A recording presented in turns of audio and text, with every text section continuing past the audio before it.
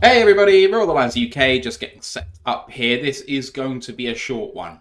Just letting you guys know, this is a special one. I know it's Boxing Day, you've got family to get to, we've got family to get to, so we're going to make this brief.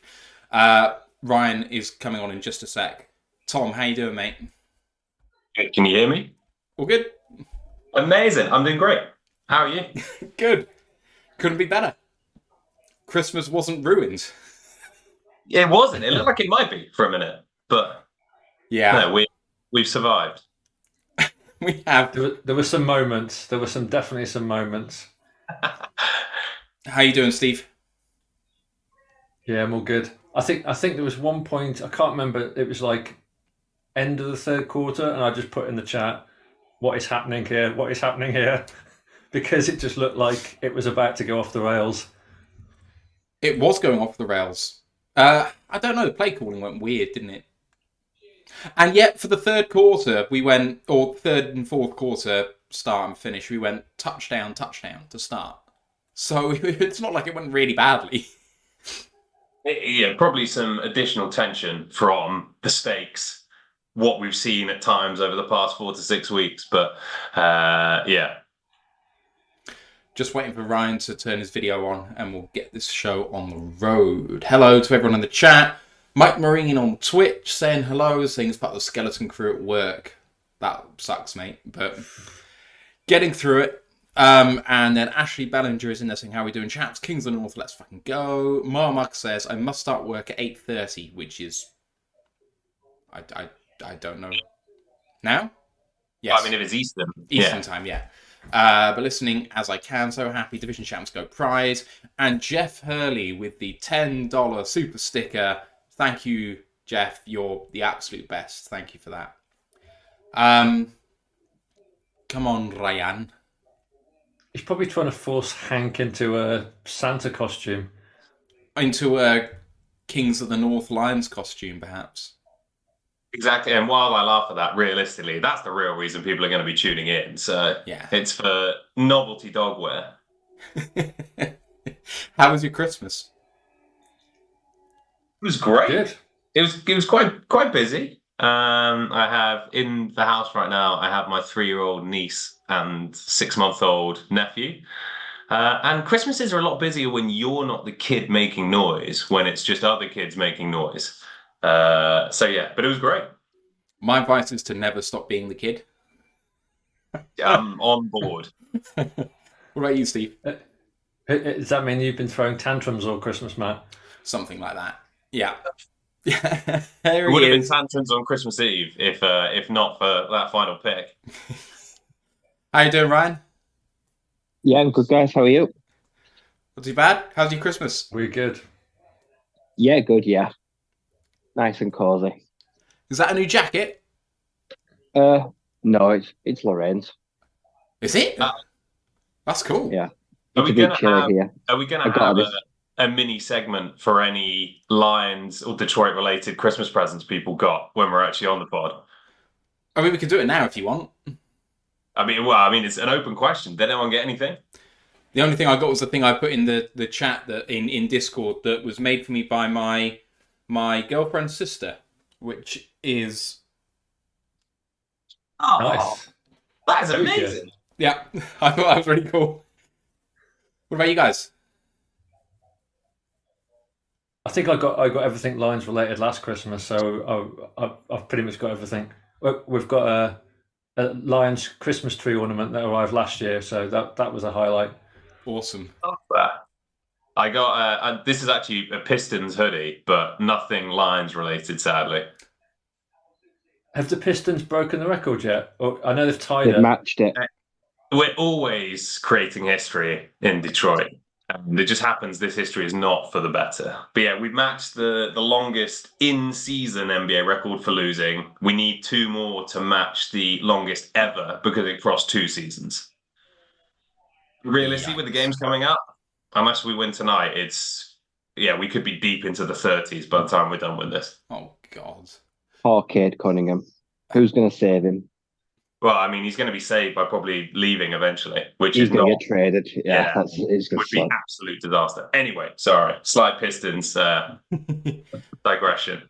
We don't want any Debbie Downer Pistons chat on Exactly. here. This is a podcast for winners today. We need to stay grounded. They keep us level-headed. Yeah, right. But Detroit City. We'll go for Detroit City FC as well. We're claiming them. So we got something positive. Mike Maroon saying, received a cool Lions shirt with one pride. That's great, Mike. I'm glad that you got some stuff. If any of you guys got some Lions stuff from Santa, let us know. Jim Marshall saying, Merry Christmas and Happy Boxing Day from a Lions fan in Melbourne, Florida. Thanks, Jim. Hope you're good. Bob O'Lan, I think, comes from around there as well. I don't know if you guys know each other. But anyway, let's get the show on the road because we're not going to be here long. Recording in progress. Welcome to another edition of the Royal Alliance UK podcast, episode 243, Clinching Season. My name's Matthew Turner, alongside Ryan McCluskey, Tom Wilkinson, Stephen Collins. How are you doing, boys? Like a champion. I feel like a king. King of the North. Vindicated. That's how I feel. I feel like a Twitter god because, I went after some people. Dished out all those years of pain. It's like my turn to be a dick. Absolutely here for it. Hope that you all listening to this have had an excellent Christmas and Boxing Day and rest of your Christmas period as whenever you listen to this. We, of course, are going to be going through Lions at Vikings, but because it is Christmas and because we have other stuff to do, this is going to be a short show. So, cutting the crap and getting straight into it. Lions clinch first NFC North title, their first division title since the NFC Central in 1993. They will be hosting a home playoff game. And boys, before we get into the Vikings game, it's been a long journey for us as a show. It's been a long journey for Lions fans generally. Just the floor is open to each of you to speak about what it means to you. And I mean, me and Ant went live straight after the game, basically in absolute pieces. So I'm going to open the floor to you to just talk about how it felt and, you know, the personal journey that you've been on, perhaps whatever you want to say, but the floor is yours. I mean, I don't think it's sunk in yet. Like, you know, we've all been like buzzing, but I still don't think the kind of magnitude of where we've come from. You know, I mean, that 3-13 season, you know, it's like etched on all of our memories, but just a lot of crap before then. And I think when, like for me, when Stafford got traded, that kind of felt like, you know, just been off the next 5 or 6 years. And the fact that we've managed to rebound from that so quickly.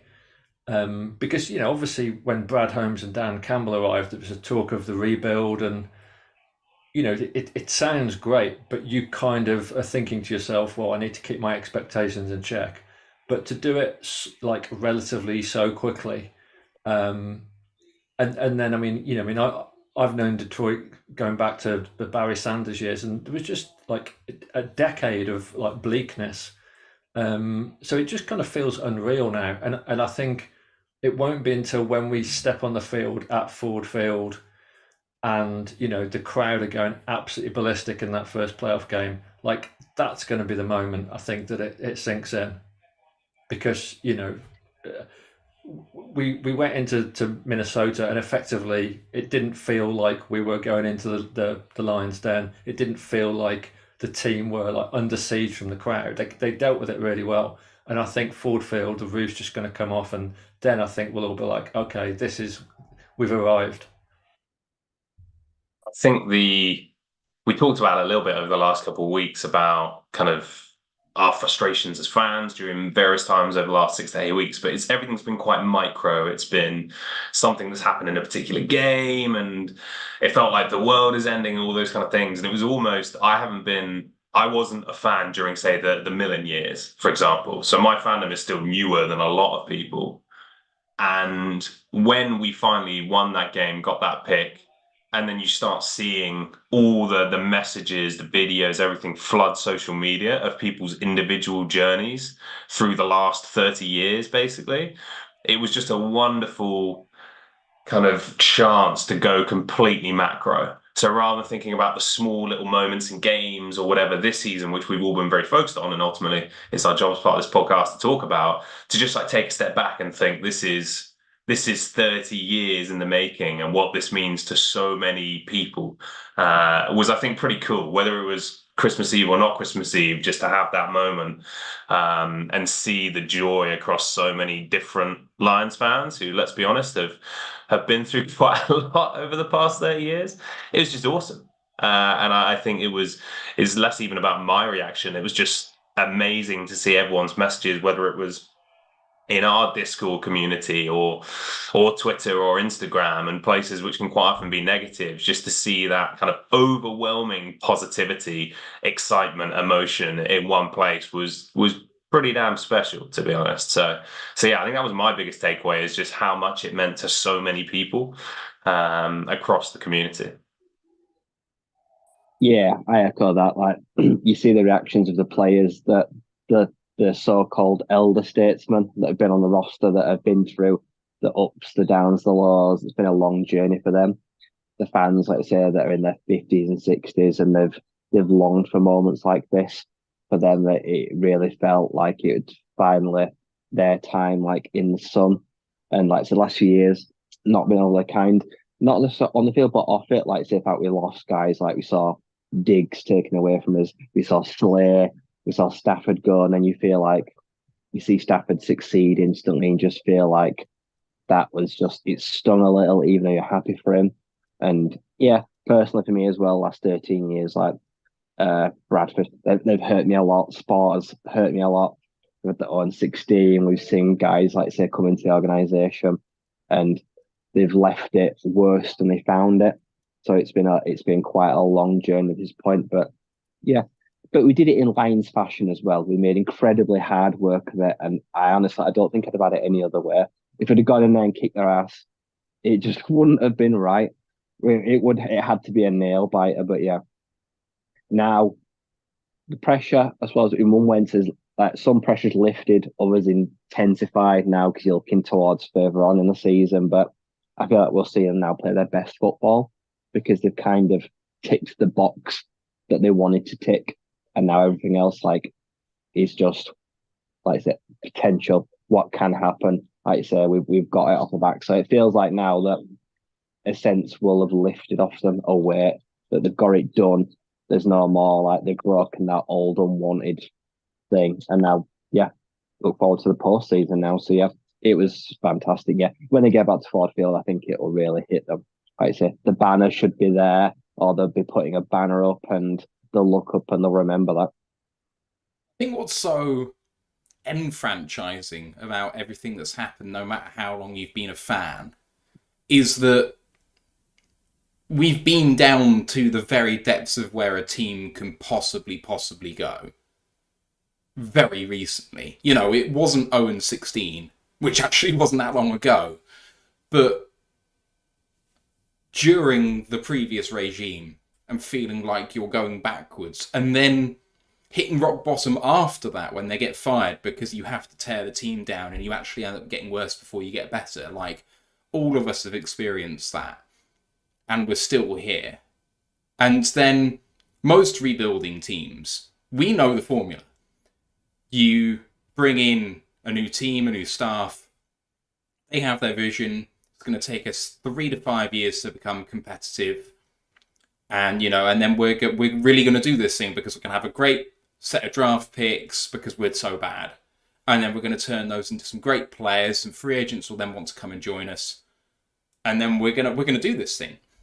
And Philadelphia obviously come to mind in doing that because they're able to just cycle through and boom and bust pretty consistently, and it works for them. But then you think about the rest of the league, and it's like, that rarely happens, if ever. And actually, most rebuilding teams are bad, have a 3-year plan, gradually improve, but never enough to actually get over the hump, become a Jeff Fisher Rams team, and they're like, this isn't good enough, so let's start again. And they end up rebuilding again and go back down. Most teams just kind of do that sort of U-shaped performance, if high is right up here and U-ing is... They never kind of get above 50%. The fact that we've done this is ridiculous, really, from where we've been. Why would anyone want to come here? There's no reason that people would want to come here. The tax rates aren't great. You can't even sell them that. The weather's cold. It's a losing franchise with a crap owner, as was. Crap in football terms. How things have changed in the last 5 years and how gratifying it was is just... I don't think it can be stated. It can be overstated, but I just can't think it can be stated. How can you put it into words? I mean, I think that, what the best that people could hope for was us scraping into a wild card and then maybe sneaking a win or, going, wild cards and then out, but then maybe building on it. But the fact that we've gone from, kind of disappointment to missing out last year, but still having a great sort of statement finish to the year. And, you expect that's going to be a full storm and we're going to start and have a tough start to this season. And we went out and we beat the Chiefs at Arrowhead in the first game. And then, the momentum has been pretty solid all the way through. We've had that sort of 2-3 games where we were really shaky when we lost to the Packers. That I think was disappointing. But the fact that we've never been on a kind of nosedive at any point in the season where it's really started to go bad. It's I think someone said, we always have a bounce back game. And, to go into Minnesota, who have just been fraudulently been so sort of dominant in the last sort of couple of years, and just, take over the game. But then obviously, as Ryan said, we did the classic thing of kick their ass, but then still let them back in and have a bit of a heart attack, which is very Lions. And I mean, let's talk about the game then. That segues us perfectly into talking about it. So the Lions win the game 30-24. Goff 30 of 40. I mean, I can't imagine that we'd have thought he'd have passed that much in this game. 30 of 40 for 257 and a touchdown. On the ground, Gibbs 15 for 80 and 2. Montgomery was 17 for 55 and 1. Overall, that's about 4 yards of carry, if my maths is right, just under, and 3 touchdowns. In the air, Amon-Ra St. Brown, 12 of 14 for 106 and a touchdown. Jameson Williams with 5 catches on 6 targets for 43 yards. Vikings, Mullins, 22 of 36, 411 yards, with 2 touchdowns and 4 picks. Only 17 yards on the ground total.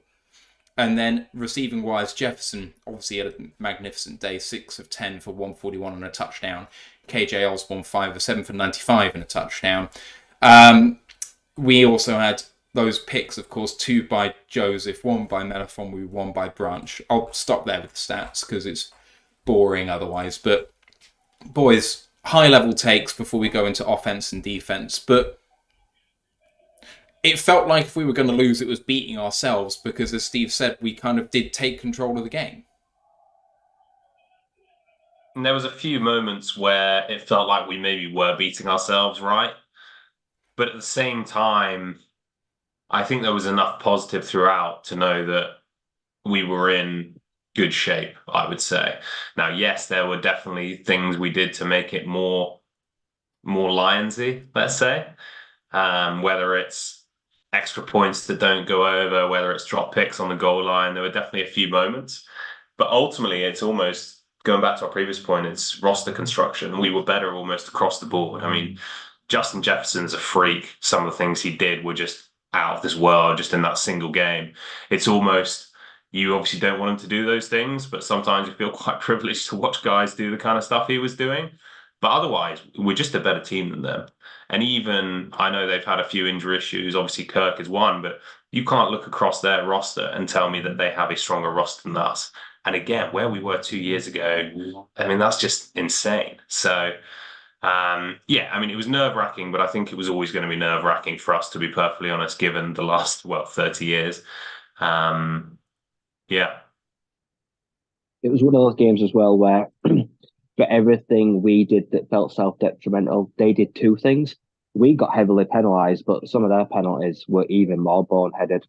Like I said, in their home stadium with great support, they lost their cool, whereas in times we kept it.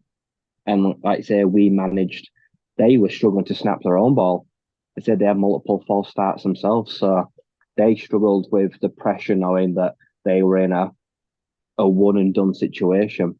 Like I say, they had to win, like I say, just to have any glimmer of hope going into the future, and that weighed pretty heavily. And yeah, with the weapons they have, they just kind of have we need a plug and play quarterback, like I say, because Jefferson can do all the heavy lifting and Hawkinson for long in the game. Like, they've got lots of weapons that can hurt you lots of ways, but no longer on the ground. Like I say, we've got the past Vikings teams have always been established to run, open up the pass, but that's kind of gone. That's kind of a thing of the past right now. It's a pass to open up the pass. So it does kind of play into the hands of a team that is able to have playmakers on the back end. So yeah, I was never worried for like major parts of the game until the end, like you say, where it just felt like we were bending but not breaking. But yeah, in the end, we did come through. But yeah, we saw them make some of those plays where it's really frustrating. But then you kind of just think, well, how do you stop that? Like sometimes, like you say, like there's two people there. So it's maddening, and honestly, I want to break the screen. But then I just think, well, a lot of guys just aren't capable of making that play in the league. So only he could really do that to us. And it doesn't really matter who's going to be quarterback for the next 5-10 years. Until Justin Jefferson gets fed up and demands a trade, he will truly be a thorn in our side with whoever's at quarterback. Unfortunately, that's just the realistic world we live in right now.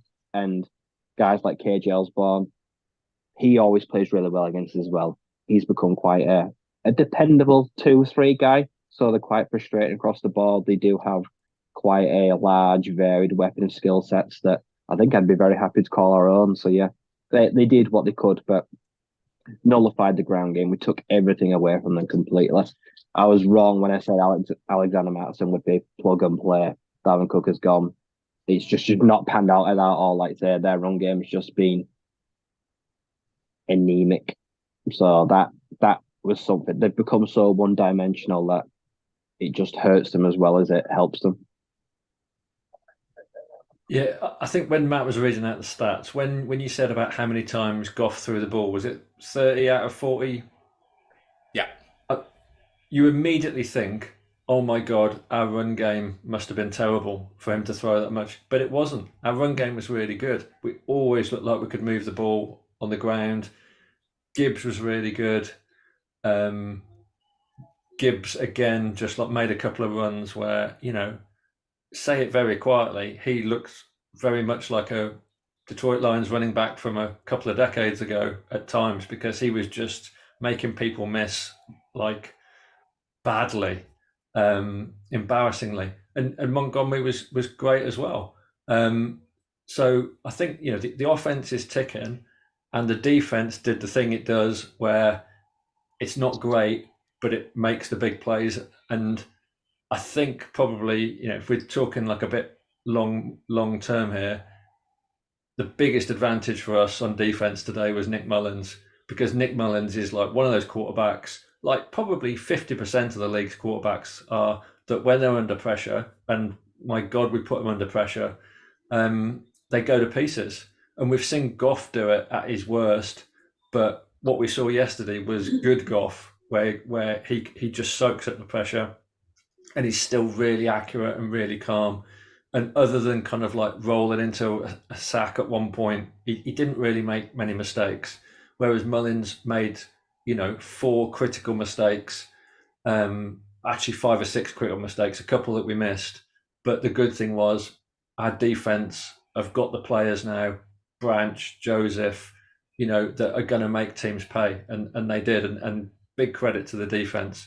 Like there were little moments when it, and this is where Aaron Glenn like struggles sometimes, because they'll pick on one of our cornerbacks, and I think they picked on Dorsey for like 3 plays, and all of a sudden KJ Osborne's got like 50 yards out of nowhere, and it's that reaction time. But the fact that we've got players that can make a play and change the course of the game, that's why we're in the playoffs, and that's why we'll win the division.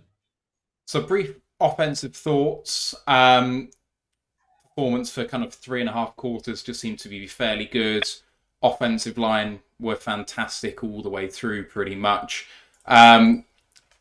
elite game from several players in there, boys. And just to read out the drive ends for us, it went touchdown, fumble, punt.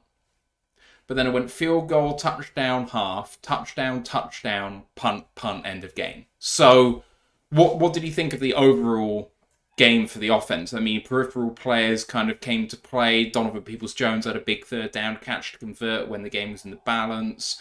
Khalif came to play. J-Mo with another kind of ascension game for him.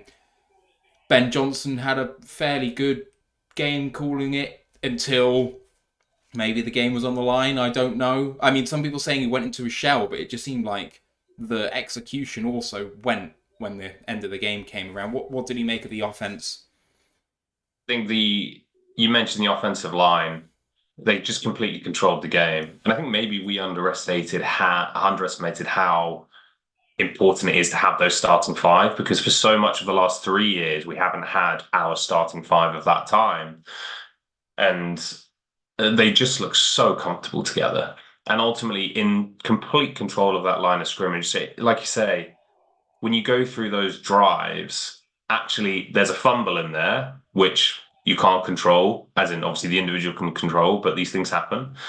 There was one punt, and then am I right in saying the only non-scoring drives from that point on were the 2 punts at the end? When obviously you're in a very different, like you're play calling very different in general, right? Because you're trying to run time off the clock. So how defensive or not you want to get, you can't be rash. You can't just go calling 3 pass plays back to back and giving more time on the clock. So in general, offensive line was great, but I think this is a theme really across both sides of the ball. Like, our guys came to play. And actually, probably with the exception of Laporta, who had a quiet game, it was Amon-Ra went over 100, I think I'm right in saying. Both running backs did their thing. Offensive line dominated. Goff was good. J-Mo keeps, and I think that the thing I'm so excited about with J-Mo, I think he's going to have a breakout game very quickly, is he's making the tough catches now as well as the easy catches. And to me, for someone we talked about who seems to be such a confidence player, like 4 for 40, 5 for 50, these kind of box scores are actually super important. Getting him involved, having him actually make these tough catches, keep building that confidence, because we know he's going to be scoring 60, 70-yard touchdowns every now and again to go with that. So it was really across the offense, just the guys came to play and they delivered on the big stage. And we'll come to talk defense, but it was a pretty similar thing. The thing is, Tom, as well, is talking about the O-line, is that Brian Flores blitz package defense has ripped so many teams apart. This is a Minnesota defense that had conceded the least points in the last 12 weeks in the entire league. As well, 15 points per game average. We gave up 5 pressures. 5 pressures. I get that they maybe don't have the superstars on that D-line to the same extent, but you're completely right. That is a nightmare to deal with. And Frank Ragnow, I mean, Penei Sewell's obviously been all-world, but Frank Ragnow is probably the most important part of that for this game specifically, being in control of all those checks, knowing where those blitzes are coming from. And so to have that little pressure is just unbelievable. Yeah, for me as well, the O-line just did a fantastic game in just getting to the next level and helping blocks, because Montgomery was missing for nearly the entire quarter in the concussion protocol when they were checking him out. So Gibbs was doing the dirty stuff that he's not usually accustomed to, or, well, he doesn't like doing it, but he can do it. So they were giving him that extra little push for those 4th down conversions, the 3rd and short, when he wasn't getting outside and has to run up the tackles. So, and yeah, the Vikings were 5th against the run before this game. So they had a really strong interior. And Harrison Phillips is one of the best nose tackles in the league. He's playing really good stuff right now.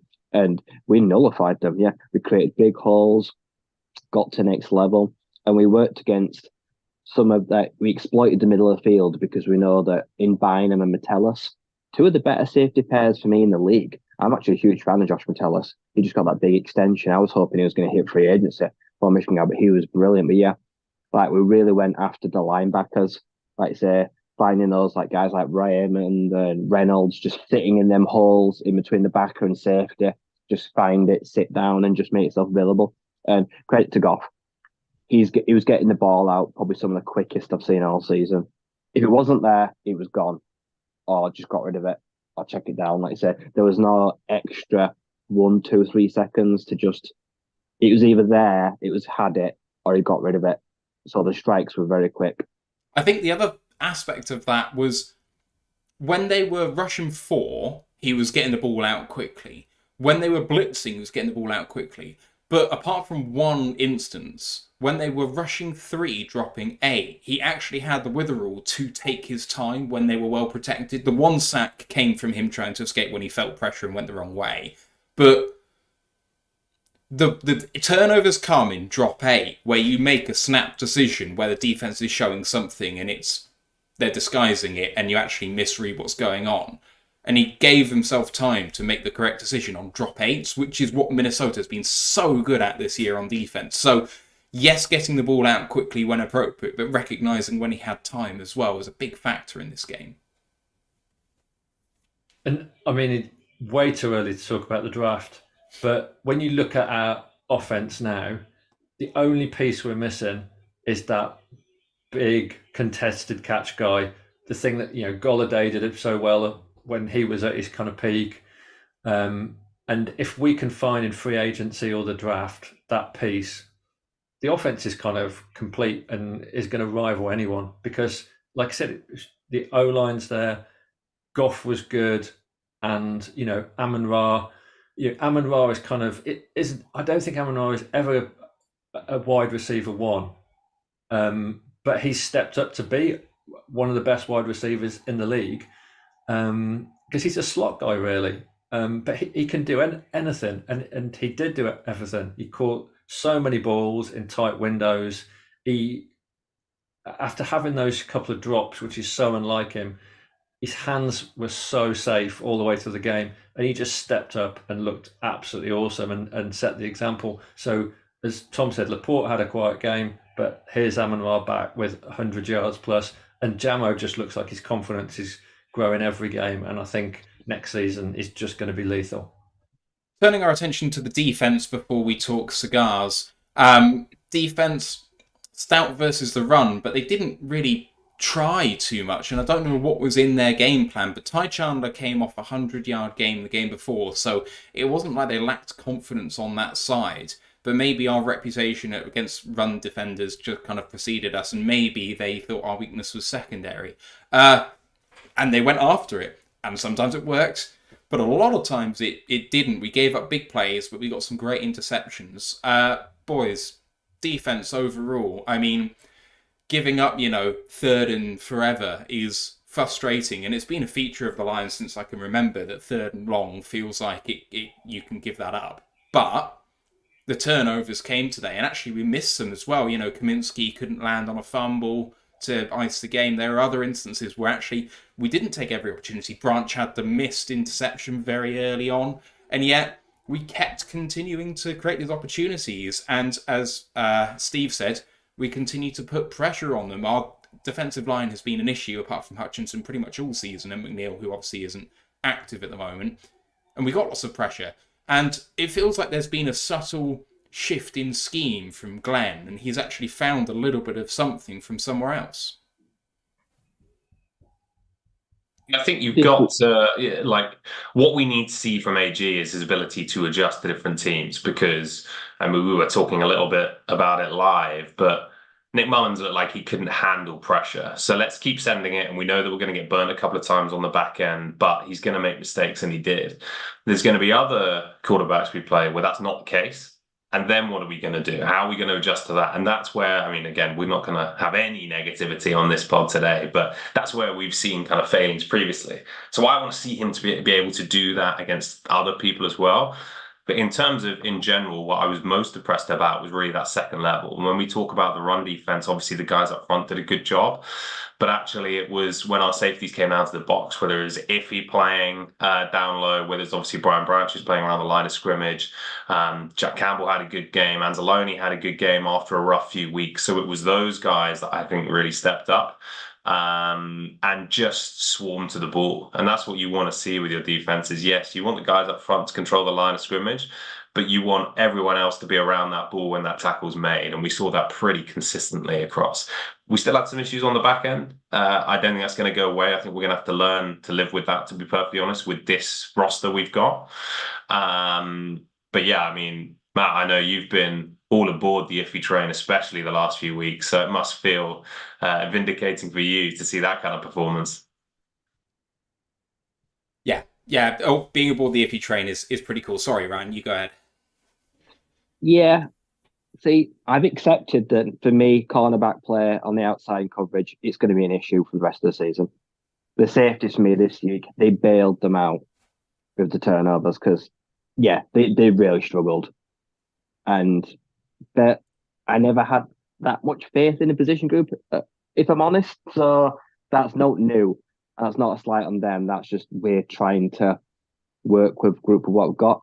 Saying that, Kendall Vildor, good in cut, good at line of scrimmage, good, blowing up screens, sniffing out shorter stuff. He comes down hard, fast, makes strong tackles.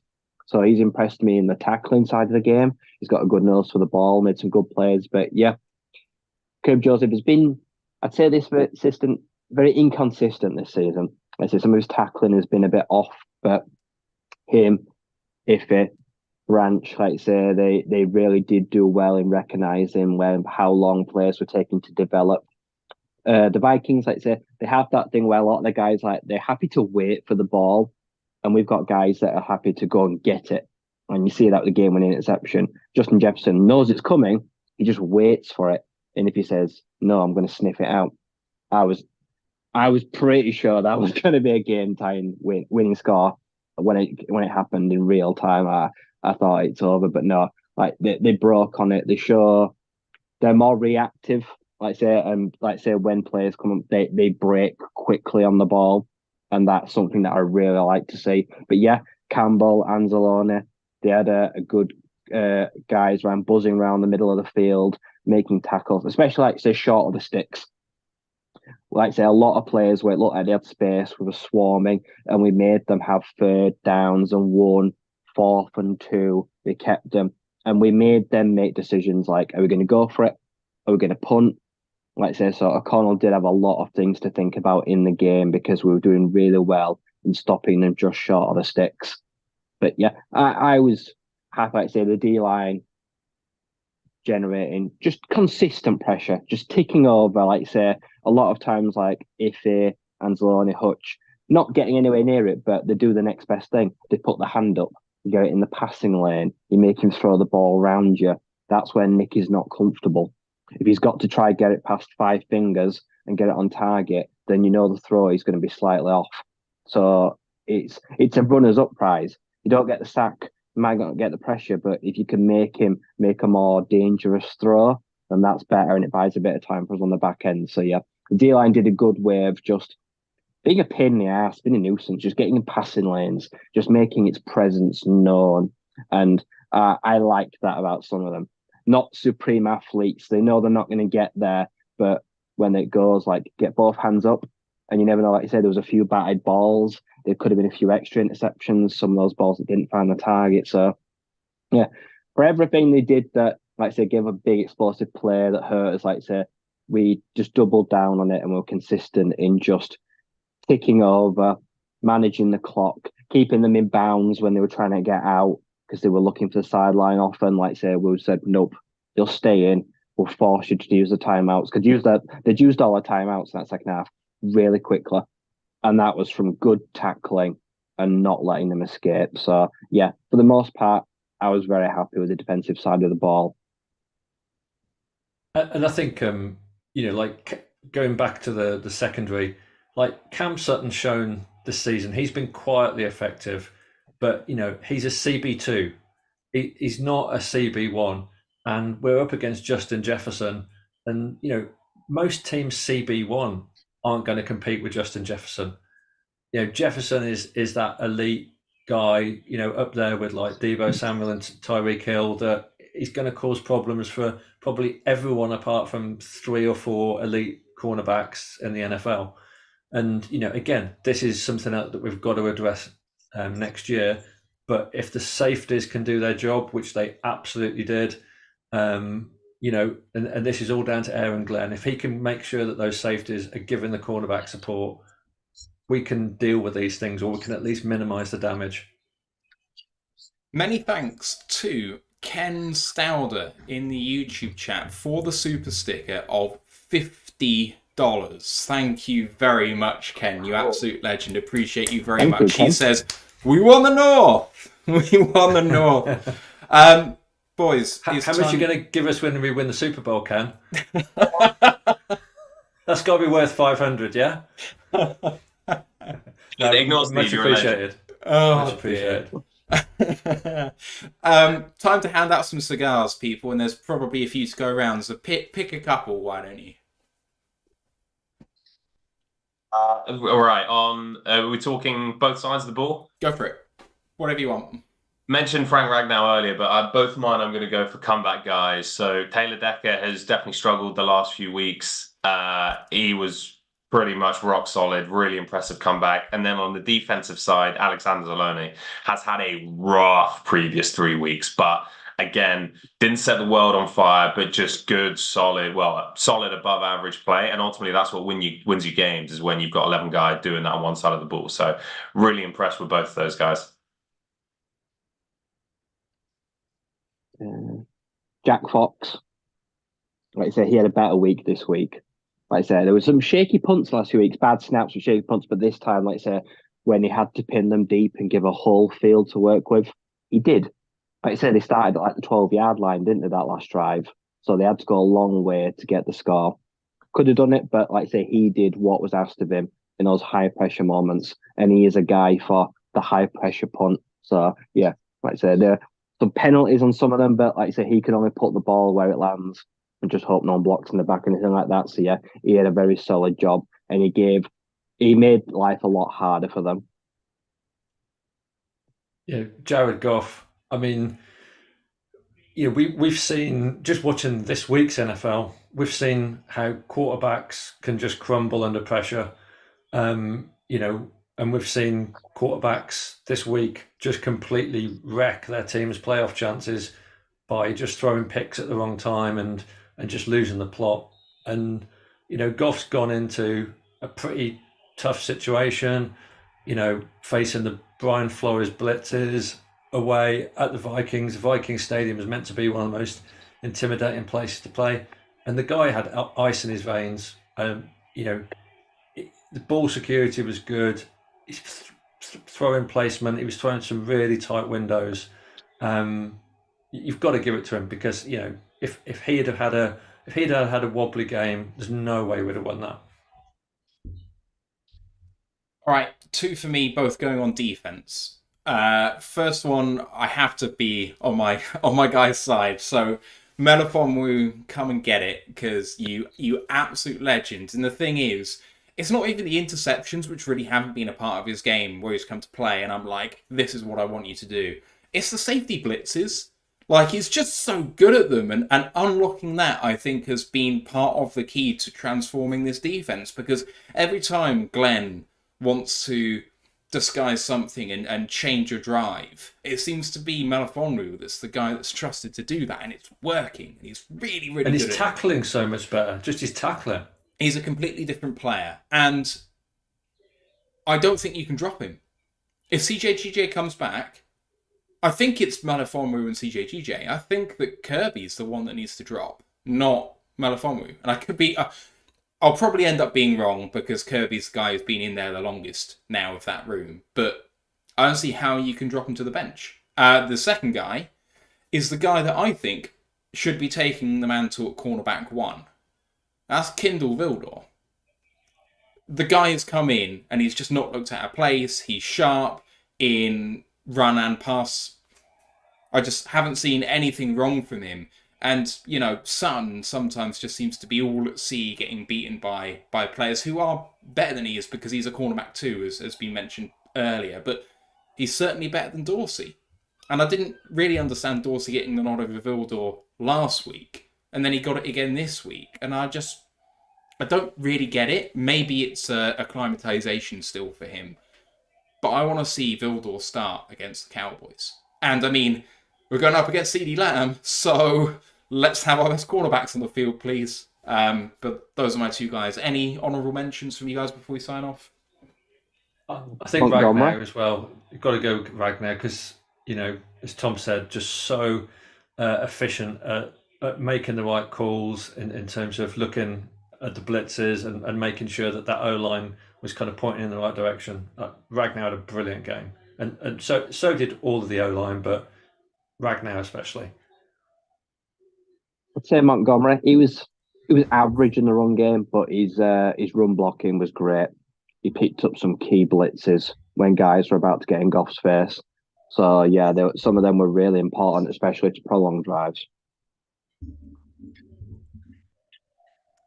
All right, let's call it a show there. We got one question from Mike, but I'm going to address that just after we sign off.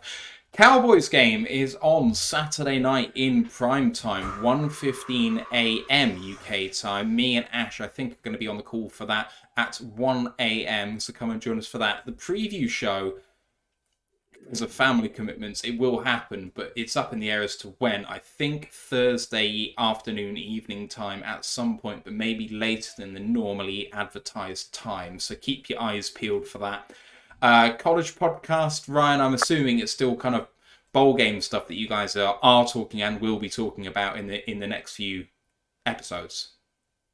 Yeah, we've got the review of last week's games. We're going to look at, I think, most of the Senior Bowl and All-Star game rosters are announced, and it's time to look towards New Year's Day.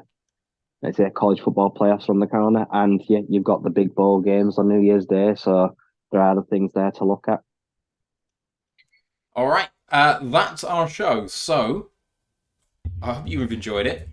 It's been a celebration of what has been in the last 5 years all the way up till this point. And, I mean, this season ain't over yet. The number one seed is potentially just 2 games away. We just have to win out and have San Francisco drop 1, and we get a bye. So, let's see what happens in the next couple of weeks. We live in hope. But for now, people, just go out and enjoy it with your loved ones. Have a few drinks. Have as much to eat as you fancy. Have a great New Year's. We'll see you for the Cowboys game. But for now, boys, thank you for joining me. Let's go, lads, one pride. Recording stopped. Didn't have anything at the end there. We had one question, which was from Mike, saying, when's draft talk coming? I'm enjoying playoff talk, but I love the draft stuff. Draft stuff will be on the college show, Ryan, pretty much straight after the playoffs are done, right? Oh yeah, draft talk never starts. It never stops. And I've already looked at it. I already know where the glaring holes are on this team. So yeah, it will be back as of Wednesday. And then the draft stuff on the main show will take over as soon as the Lions are eliminated. The Lions get eliminated whenever that happens to be, or they don't. And then it will be, like a season review and an award show, and then we'll be into draft talk for like 2.5 months. So there will be no shortage of episodes for that, which will be fun. Anything to add, boys, before we sign off from the live stuff? So Cowboys has been pushed to prime time on Saturday. Yeah. And any snap takes on the Cowboys? Did anyone see the Cowboys game against the Dolphins? I missed it. As part of it, I'm gonna watch that game before Thursday's show, so I have a bit better an idea of what happened. But they got ran into the ground, as far as I'm aware. Yeah, I feel like every good team, it's easy to say they're fraudulent, and I'm not saying the Cowboys are. I've watched no Cowboys football this year. But you look at some of the scores, and it's just weird, right? It seems like sometimes they're just beating up on teams, and others they're getting manhandled themselves. I do think having our starting 5 offensive line is going to be huge, because if we can keep Micah Parsons and co at bay, then I don't know. It feels like we've got a pretty good shot. Parsons has been nullified. Absolutely. He's been a bit injured lately. Parsons, I think he has been nullified, but I'm fully expecting CD to drop a good 150 on us. I don't think we've got anyone that's going up against him. Yeah, I can't see Lamb not having a big game. But yeah, their run game, it's not great. I really don't rate Tony Pollard in the slightest. He's much better in the pass game than he is in the run game. But, you Just another know, we'll team that struggle just with does that not wanna run too. the ball. So, Cromon said the Dallas O-line looked atrocious. I mean, Yeah, we've got some injuries. They're all line. It's struggling. yeah. All right, more on that on Thursday afternoon, evening time. If you go onto our YouTube channel, you'll see when I schedule it for, because I've got to make a guess at some point so we can actually tell the guys when to come on. Boys, I reckon it might be like 10 p.m. UK time, unfortunately. But it depends what happens. I'm at families, and I would do it on my laptop, but it was atrocious trying to do it on Christmas Eve with Ant. I just couldn't make it work. So, yeah. All right, people. We'll see you later in the week. Have a good one. Enjoy yourselves. Happy holidays, everyone. Right. Happy Yeah, holidays. take care. Bye.